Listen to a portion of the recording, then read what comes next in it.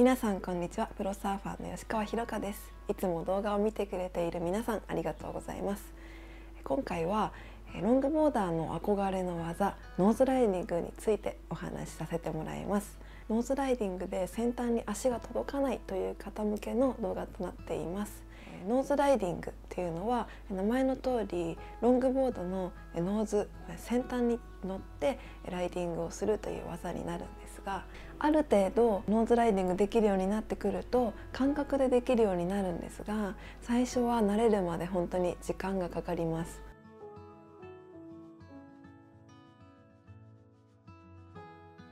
歩きすぎて踏み外してしまったり、先端に足をかけようとするとノーズが沈んでしまったりと本当に苦戦しました。足が先端に届くようになると見た目のかっこよさもあるんですが、ノーズの先端に行くことで安定感も増しますし、コントロールができるようになります。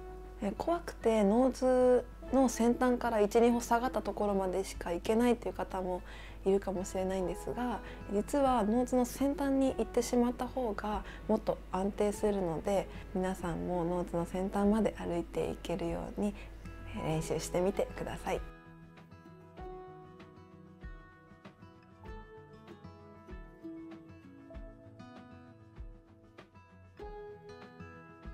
ノーズライディングは小さい波でも本当に楽しい技で力も使わないので、ぜひね女性の方も挑戦してもらえたら嬉しいです。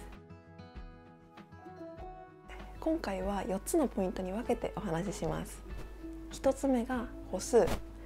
2つ目がテイクオフの時の足の位置、3つ目が前足の向き、4つ目が波に対しての自分の位置になります。まずポイント1、歩数。まず自分は何歩でノーズまで行くのか先に決めてイメージしておくことが大切です。だいたいはパフォーマンスボードやオールラウンドの場合は2歩だったり4歩、クラシックボードは4歩または6歩でウォーキングすることが多いです。自分が乗っているボードはどんなボードなのか、長さはどのくらいあるのかによって歩数も変わってきます。私は9通以上だったら基本的に4歩以上で、それ以下のボードは2歩だったり4歩にすることが多いです。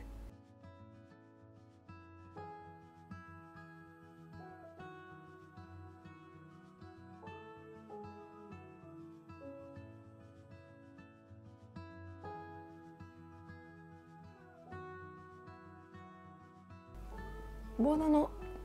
種類や長さによって歩数を変えなくてはいけないというルールはないんですが、長いボードで2歩でノーズに行こうとしても先端まで届かないですし、パフォーマンスボードで4歩だったり6歩で歩くとすごく難しいので、ある程度できるようになれば無意識にウォーキングできるんですが、まずは歩数を決めて陸でイメージしながら海の中で実践することが大切です。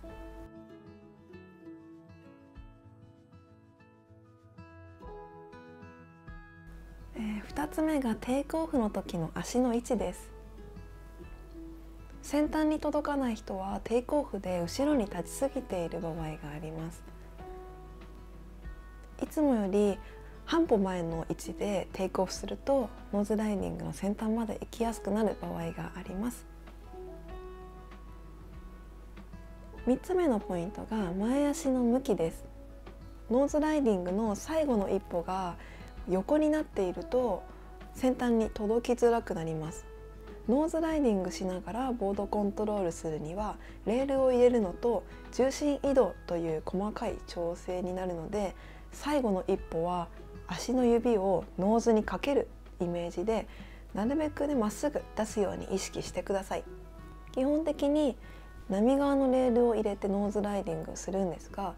セクションによってはボトム側に向かって重心をかけることもあるので、つま先がしっかりノーズに向いていると重心移動もやりやすくなります。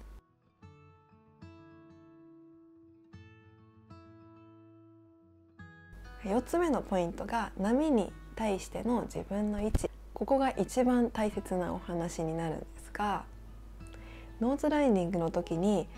波の上を走っている場所が悪いと先端に足をかけようとした時にノーズが水面に刺さってしまいます。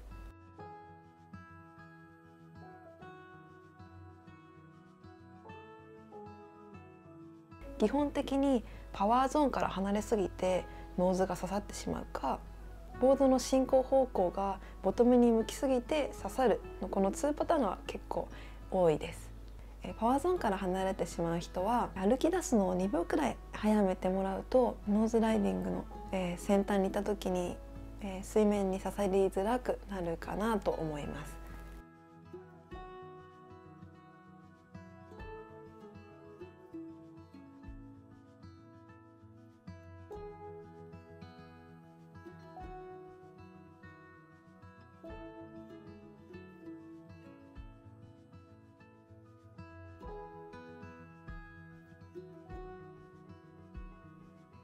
反対にボトムに向かってしまう人はテイクオフの時にもう少し横に向けて、進行方向レギュラーだったらもう少しレギュラー側に向けて、グーフィーだったらグーフィー側に向けて、波のフェイスに向けてテイクオフした後にウォーキングするためのセットアップのターンができていない場合もあります。ノーズに足がかからない人は必ずできない理由があるので、自分に当てはめてみてもらえたらと思います。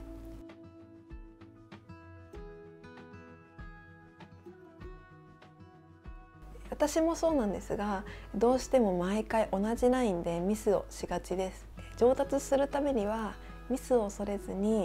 違った角度から違ったタイミングでアプローチできるように心がけてみましょう。そうすると必ずやりやすい場所があるので、そこの感覚をしっかりつかむようにすると上達につながると思います。